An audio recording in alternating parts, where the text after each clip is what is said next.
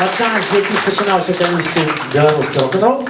А зараз буде така даніна пам'яті, даніна поваги білоруської, можна сказати, класичної поезії. Анатолій Сис, завчасник, який прикинув нас, і пісня з депресивним текстом «Хто натхніть мене на смерть».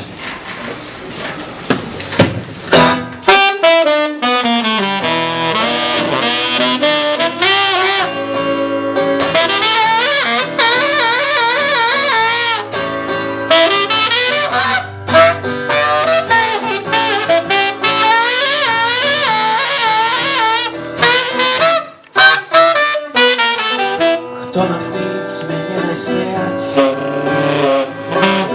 Я такой не маю волі, маю тільки болі, как поститься и гореть, как поститься и гореть. З гор сиді, як з куполов, дух у образе старого. Праз спокуты дай мне Боговую кровь. Дай мне Боговую кровь.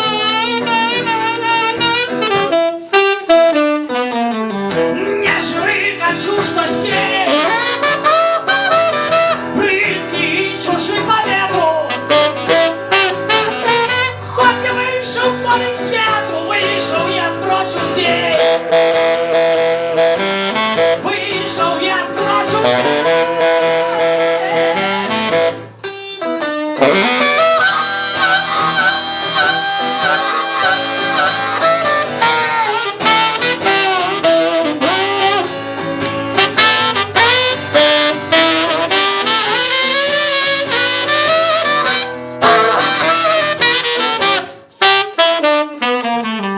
Ты натхнишь меня на смерть,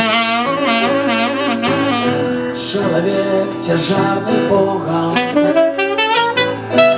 Раз тебе моя дорога, моци дай я издалека.